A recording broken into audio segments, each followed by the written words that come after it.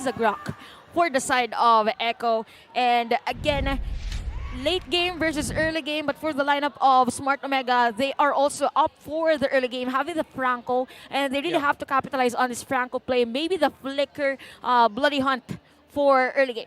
Yeah, so what we talked about in terms of what Omega needs to do and how they want to play, they exactly did it. A lineup that has heroes that can make plays alone. A lineup that's good for 2 versus 2, 3 versus 3 pickoffs. Omega have filled out their conditions well that we've set for them. Yep, and you want Chaos Squared? You have to promise Valentina. You know, there's 2 cult altars happening in this game. I'm gonna lose my voice here, but Hook is gonna coming out from Miko. Carl TZ is gonna be delayed a little bit, but that is not going to be a problem for the Valentina. Okay, so for Smart Omega, what we really have to focus is the Petrify spell from Luis. The difference is that for Echo, yes, they have crowd control, but a millisecond of Petrify is a big factor in terms of team fights, so they really have to look forward in that, knowing that Benedetta is the type of hero that escapes well during team fights, but this is Sanford he's up against. So we might see a 5v5 as early as possible because you want to, as much as possible, counter out the rotation. So this is the usual play. True. We will see on the bottom lane, by the way, having Franco on your lineup. So Benny QT is just careful on that. Yeah, that's another factor we have to discuss here is where these roamers will prioritize their positioning in the game. Are they going to be spending more time, well, roaming? Are they going to be spending more time with their gold laners? Maybe even make some surprise rotations onto other parts of the map to throw off your opponent? Yaoi and Miko here can do so much with just a little movement, a little bit of positioning that can throw off their opponent big time. Yeah, I'm actually surprised nobody kept their eyes on the Cho because Yaoi and Miko, their most played heroes, I believe, was both Cho and Kaja. Yeah, Cho and Kaja, yeah. But they went with the Grok and Franco. It's a matchup that is quite favorable for the Grok, I would say, especially on the early stages of the game. But in terms of win condition, Franco definitely has the more useful one because there is that instant catch. He's a walking win condition, for God's sake. So I think that's what is that is what is good on the side of a Smart Omega. But you did mention that both sides can actually fight in the mid game as 5, and I feel like with Echo having this incredible power spike with the Valentina, it's gonna be difficult for Omega to hold their own. Well, actually, it's interesting to see that Echo has been forcing those plates or altitude energy shields on a top lane. So they are just preparing for the turtle team fight. And take note that the IMU here for Carl TZ is going to be that cult altar. Sanford already used his, what do you call this, bravest fighter. It does not hit, and Carl TZ is still on the turtle. Sanford, however, on 3 heroes. Reload manipulation has been laid out by Sanji like a final blow, but Echo gets the turtle, and Omega gets nothing in return. Big win early on there for Echo. Not the approach that Omega wanted to do in that sequence. A little bit messy there, but it's also a testament to Echo just messing them up. Yep, indeed messy. And again, this is the edge of having a Grok on your lineup, anti-crowd control, and you actually deal the crowd control for your team. And at the same time, it's as if Miko wanted to go for that hook, but at the same time, he wasn't able to pull that off against Sanji. So it's as if Omega is taking their time to have that Diesel power up. So we are looking forward to those set of plays. And a good thing is that when we talk about the marksman matchup at the bottom lane, things are looking good. So we might see the conversion later on at around 8 minutes of our game. This, I believe, is the fastest DHS of the league. 310 on Benecutie. Oh, on the Claude. Very quickly there that he got it. So it just goes to show how much fun and comfort Benecutie has there in the gold lane, and now he's even quickly rotating through the mid lane to get a bit of farm as well. And now, because of Omega being pick-off dependent, not with their 2 pulls, they have 2 pulls. One on the Franco, one on the Faramis. Maybe that's why they ended up going with the Grok, because usually the victims of pulls from these 2 are the roamers of the opposing team. Yeah. So now Yaoi just sticking beside walls, power of nature, doesn't need to worry about it because he doesn't get crowd control in that state. And in other moments, actually, he can be the bait for the other team. And then if there's going to be a pull from Omega, he would just go for the wild charge just to counter out the Instant initiation. Dongo. Instant Dongo. As nice as says. Yeah. Dongle. The dongle. The That's how he dongle really play. pronounces it. Yeah. The dongle. Yeah. The dongle. He says dongle. Yeah. By the way, explainer there. That's what certain players, especially on the side of Echo, call the ultimate of Yeah. the Grok, the Dungul. But Nice if you're dongle. but if you're nice when you're in the English stream, it's Dungle. Dongle. Dongle. Not a dongle. Yeah, but- it's kind of different like the one. same. Yeah. Dongle. All right. Did you just say dongle? Okay. We might see that dongle again for this turtle objective. All right. Yeah. It's active for Yawi, but we can see for Omega right now, they really have to consider Yeah. how Stone will use the Sandberg. cult altar. Again, with the bravest fighter, Wow. zoning out the brethren of Smart Omega, and again, fundamental approach by Echo to secure that turtle. One-man zone out here, and we're getting closer and closer to sudden power spike. One team fight leading to 3 or 4 kills timers for Echo. I need to come up with a better way to shorten that. But that's what I'm talking about here. The Claude undisturbed. Fastest DHS so far.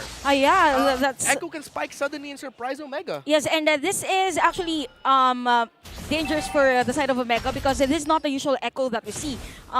They are on a slow start, but everything is working Carl. well for their rotation. Carl, both retries has been used, Ryzen with the energy eruption. And Echo, they're just waiting for the chance here, but Benny Cutie has been pushing. Ooh, Lane. There goes the dongle from Yawi, and Keller drops as Carl Teasy goes in with his own cult altar just to get out of the tower, and Echo takes the kill. The charge was indeed wild by Yawi, setting up that kill. The dongle for a dungeon play here Yeah. for Omega. And this is something that Omega has to look forward. Again, those flicker wall charges from Yawi and Echo right now, they are slowly turning into that Echo Express again. But for Omega, what they really want is to, as much as possible, give space to Kelra. Even Luis with those backup plays, having the Petrify, we've mentioned that earlier. Now, Cartis, the good thing with this jungler, or the play that he's been doing, is since he has the lead in terms of the levels, he is aware that there is a passive advantage against the other players. But right now, take note that Luis already has the Bloodlust Axe. So we might see him to be part of the initiations and even the team fight later on. Yeah, that's a big if though, because so far I've just been seeing way more Sanford with how he's controlling lane. Quicker to clear the wave, maximizing his damage and pokes, that his presence is much more felt compared to the Benedetta of Omega. Yeah, and it feels bad for Smart Omega, dude. Like, Ryzen, his resources, it's being taken away by the Grok.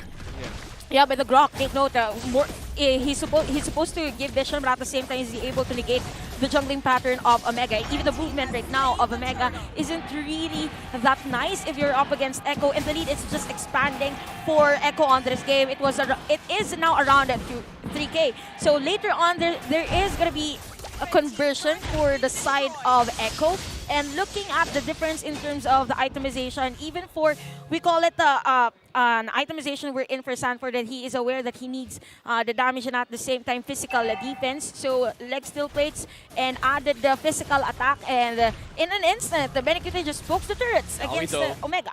Grok is getting the vision over Smart Omega. Ryzen with the energy. Oh, the The hook. hook's there. Reload manipulation being used by Sanji, but Yawi is able to flicker out. Ryzen follows up with the Appraiser's Wrath, and he is able to get the roamer off the Orcus. But Sanford has a different idea with a flicker in onto Kelra against the Melissa.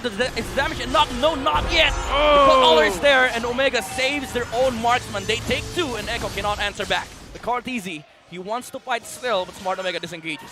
And look at that. After that team fight, Echo just disengaged against Omega, and there's no actually trade for the side of Omega. But these are the moments we're in. If you are Echo, you have to be mindful of those flicker initiations that are really deep on the map of Smart Omega. It is a 2-2, yes, but look at the lead. It is 1.5k gold lead, and even Sanji has the Ice Queen 1, so things might be slower for Omega if they really want to counter-engage against Echo. Oh, the dongle is there from Yawi the Grok.